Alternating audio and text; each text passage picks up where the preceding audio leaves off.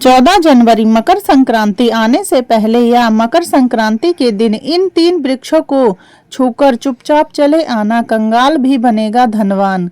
इतना पैसा आएगा कि संभाल नहीं पाओगे, जन्मों जन्मांतर की गरीबी हो जाएगी दूर। जी हाँ भक्तों, अगर आप सही समय पर और सही मुहूर्त पर सही क्रिया अनुसार 14 जनवरी मकर संक्रांति आने से पहले या मकर संक्रांति के दिन इस वृक्ष को छूकर आ जाते हैं तो आपकी गरीबी, दुख, कष्ट सब समाप्त हो जाएंगे। जन्मों जन्मांतर की गरीबी तत्काल हो जाएगी दूर। आपका भाग्य 7वें आसमान पर होगा। जहां भी जाओगे दौलत पीछे पीछे आएगी। लेकिन भक्तों, आपसे एक अनुरोध है कि वीडियो को पूरा ही देखें, क्योंकि पूरा देखने पर ही लाभ की प्राप्ति हो सकती है। इसलिए इस वीडियो को पूरा देखें।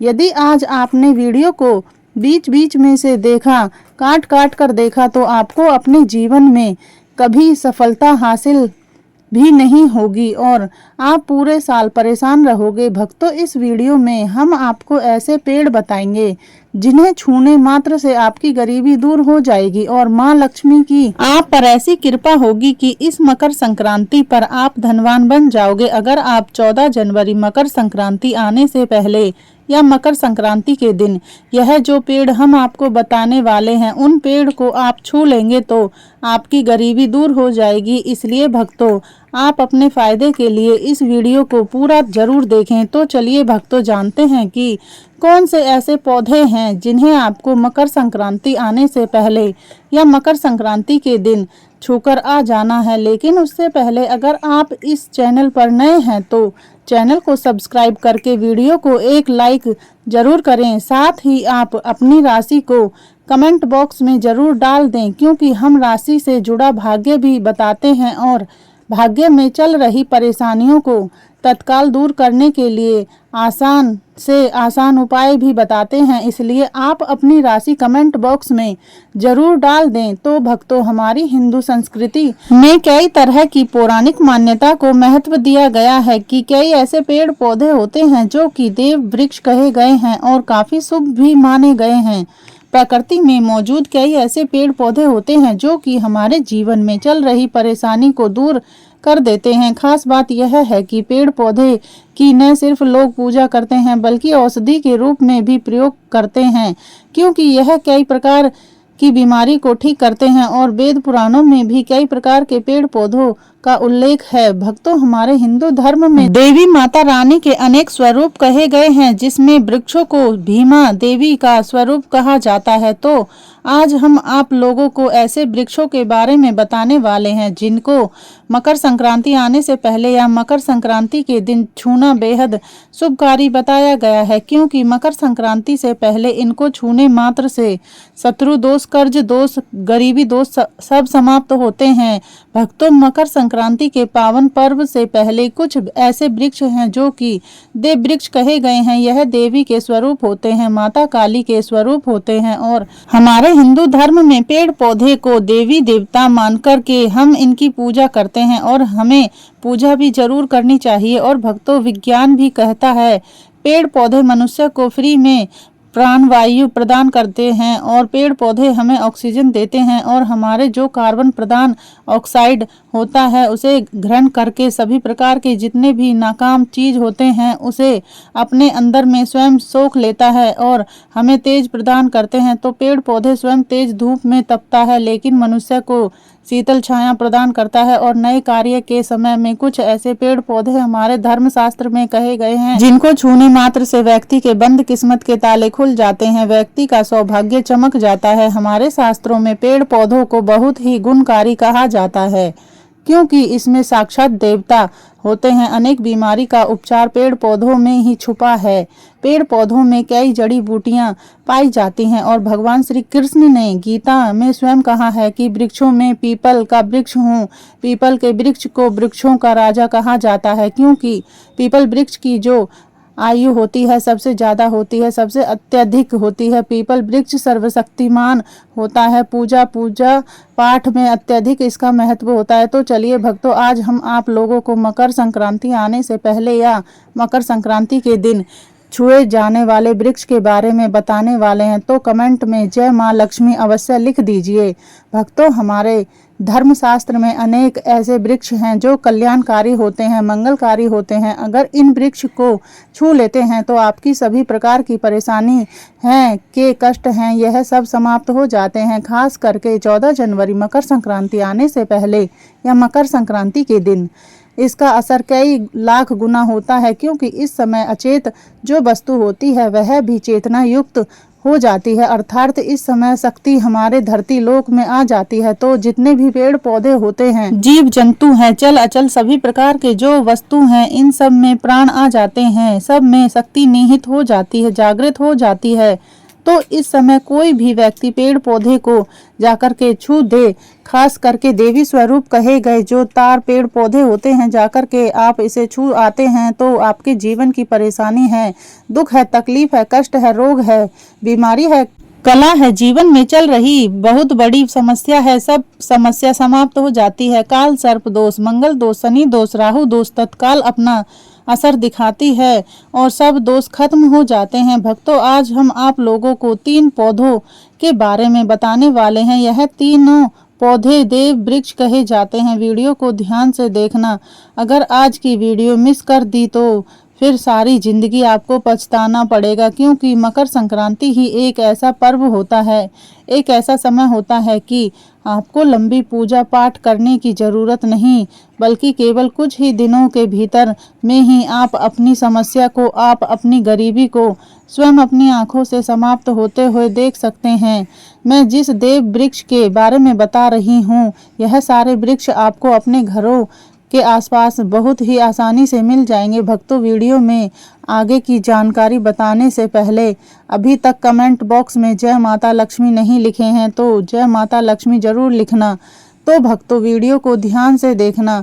कौन से ऐसे 3 वृक्ष हैं जिसे हम छू कर के मकर संक्रांति आने से पहले या मकर संक्रांति के दिन जरूर आना चाहिए। इसी के साथ भक्तों, हो सके तो मकर संक्रांति पर जितना ज्यादा हो सके देव वृक्ष की पूजा जरूर करना। भक्तों, देव वृक्ष में कई प्रकार के वृक्ष होते हैं, तो चलिए भक्तों जानते हैं कि कौन से वृक्ष को छूने से हमारी गरीबी मिटती है। पहला जो वृक्ष है यह है समी का वृक्ष। समी के वृक्ष को जगदम्बा का स्वरूप कहा गया है। जो समी के वृक्ष हैं यह स्वयं जगदम्बा के स्वरूप हैं। इस पर स्वयं माँ जगदम्बा स्वयं साक्षात विराजमान रहती हैं।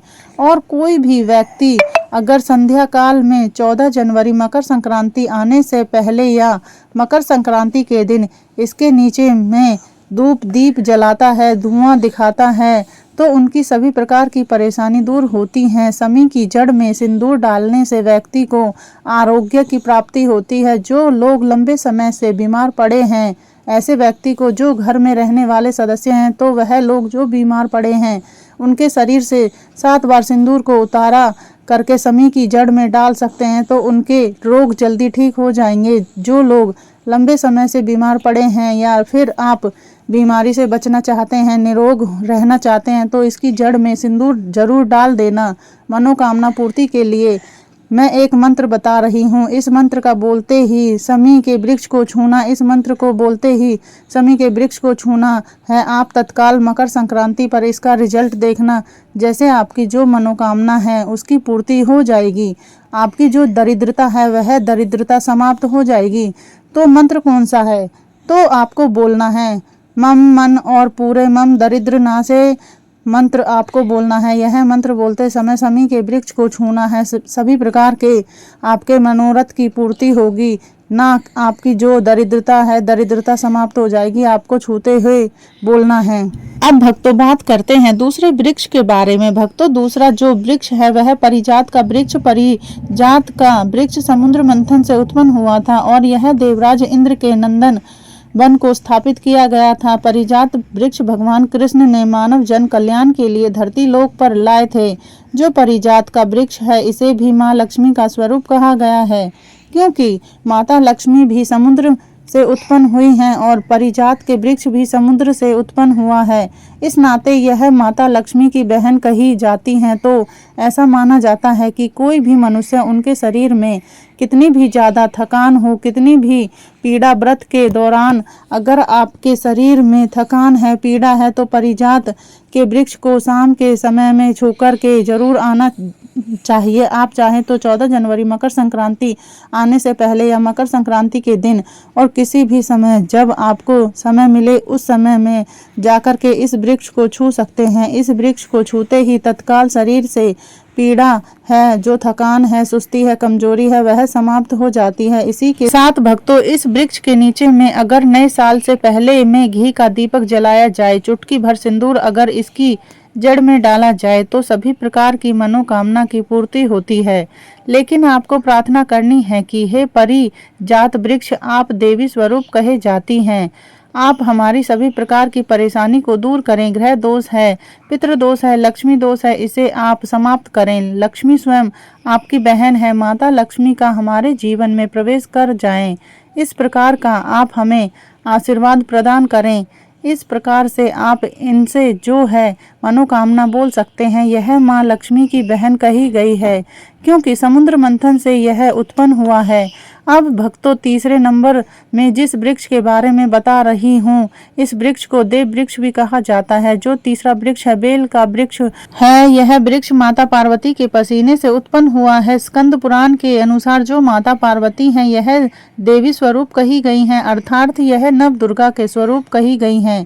तो स्कंद पुराण की कथा में कहा गया है, जो बेल का वृक्ष है माता पार्वती के पसीने से उत्पन्न हुआ है। इसके तने में पार्वती, जड़ में ब्रह्मा, तने में विष्णु एवं समस्त जो हिस्से हैं उसमें भगवान शंकर जी बसते हैं। संध्या काल में शिव मंदिर के समीप या नव दुर्गा मंदिर के समीप जो बेल के वृक्ष हैं, इसके नीचे घी का दीपक जलाने से व्यक्ति धनवान, गुणवान एवं पराक्रमी बनता है। व्यक्ति के सभी प्रकार के मनोरथ की पूर्ति होती है। तो भक्तों, अगर आप भी जल्द धनवान बनना चाहते हैं, आपके जीवन में कोई कामना है, कोई कामना अधूरी रह गई है, तो हमने 3 वृक्ष के बारे में बताया है। इन 3 वृक्ष को मकर संक्रांति से पहले आप छू सकते हैं।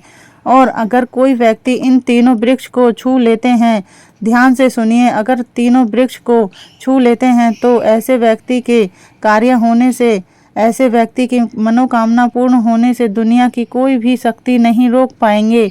मनोकामना पूर्ति के लिए, कार्य में प्रगति प्राप्त करने के लिए, अपनी किस्मत को चमकाने के लिए, सोए हुए भाग्य को जागृत करने के लिए 14 जनवरी मकर संक्रांति पर यह उपाय जरूर करिएगा। तो भक्तों, यह उपाय सोने पर सुहागा होगा। यह आपकी जिंदगी को संवार देंगे, आपकी जिंदगी में चल रही परेशानी को दूर कर देंगे। भक्तों, अगर आप इस चैनल पर नए हैं तो चैनल को सब्सक्राइब करके वीडियो को एक लाइक जरूर करें। तो चलिए भक्तों, अब हम जान लेते हैं अगले पौधे के बारे में। आंवला, तुलसी और केले के पेड़ पर भगवान विष्णु और माता लक्ष्मी का वास माना जाता है। वैसे तो तुलसी के पौधे में दीपक रोजाना ही जलाना चाहिए, वहीं आंवले की पूजा एकादशी पर करने से भगवान विष्णु प्रसन्न होते हैं। वहीं केले के पेड़ की पूजा हर बृहस्पतिवार को की जाती है। प्रत्येक बृहस्पतिवार को केले के पेड़ पर हल्दी मिला जल चढ़ाने से आपको अपार सुखों की प्राप्ति होती है। अगला पौधा है बेल और बरगद का पेड़। बेल और बरगद के पेड़ पर भगवान शिव वास करते हैं। रोजाना भगवान शिव की पूजा में बेल पत्र अर्पित करने से आपकी सभी मनोकामनाएं पूर्ण होती हैं। वहीं ऐसी मान्यता है कि बरगद के पेड़ की पूजा हर त्रयोदशी को करना बेहद शुभ माना जाता है।